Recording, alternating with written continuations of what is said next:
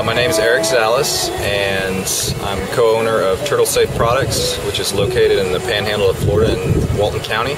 Our company deals with not only educating the public on lighting issues with sea turtles, deals with educating the public on sea turtles in general, and it also deals with products that help reduce light pollution on nesting beaches.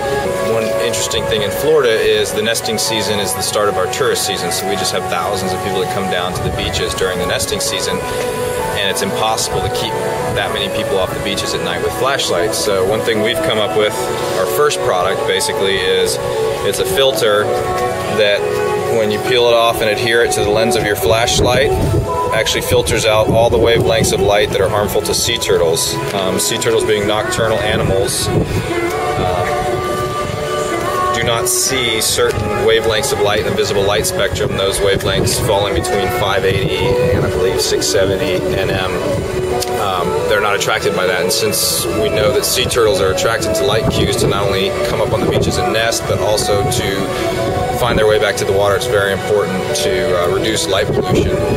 One interesting thing with our filters, we got contacted probably beginning of July. We got contacted from people with the Fish and Wildlife Conservation Commission that I work with, and they told us that the BP crews are actually using our flashlight filters on all of their flashlights at night, which I was pretty shocked to find out that they were doing that. And also now they've started using all of our filters on all of their tractors, Kubotas, Bobcats. They're putting them on the actual headlamps. So they've been ordering just tons of these filters, which it's great. I wish they didn't have to be using them, because the reason they're here is tragic, but it is interesting.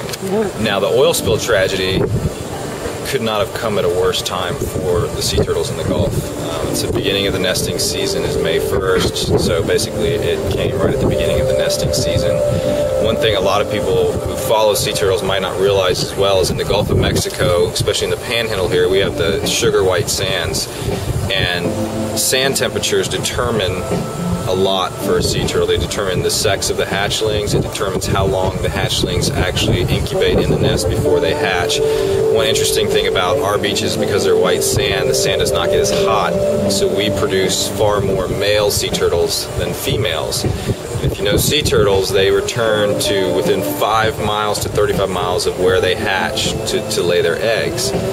And the Fish and Wildlife Conservation Commission is basically going throughout the entire Gulf Coast and digging up nests right now and moving them to the East Coast with the hopes of saving these turtles.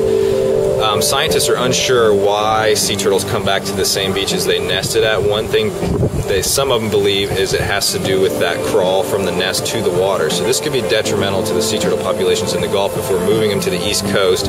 We produce mainly males, so the females that would even come back to our beaches are such small numbers, and now we're taking all those females away and putting them on the East Coast. It has a potential to reduce our numbers even more.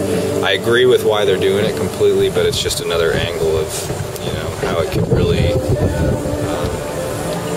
put a real dent in the number of sea turtles we have in our Gulf. Yeah. Approximately 1 out of every 1,000 eggs makes it to adulthood. Wow. So it's pretty small. Yeah. The average is, I think it's 0.001% of a nest is going to make it to adulthood. I mean, the obstacles they have are just enormous. They basically, once they hatch, they have 24 to 48 hours to make it 2 miles offshore to these floating grass beds called sargassum. And before, basically in that 48-hour period, they have to crawl from their nest, get to the water, swim through the waves, and then swim about 1 to 2 miles offshore. If they don't make it in that 24 to 48-hour period, their survival rate goes down to almost nothing. And even making it in that period, it's pretty small because of the amount of animals and predators that are eating them on the way to the water. And then once they get in the water, if they're not swimming at night, they're a target. Anything looks up and sees this little black thing swimming, it's a perfect food source. So I think the most important thing that the American public needs to take from this oil spill, whether you live here or not, is the dire need for our nation to move to clean energy now. This oil spill could potentially wipe out as many as 4 or 5 endangered species that live in the Gulf right now. This is the spawning season for many of these endangered species. It's the nesting seasons. And you know, we've reached a point where not only are fossil fuels more and more difficult to find, but they're more and more difficult to extract, and it's just time. It's time to move to clean energy, and the longer we keep perpetuating this idea that fossil fuels are the way, the more we're just going to destroy ourselves in our own country. Clean energy now.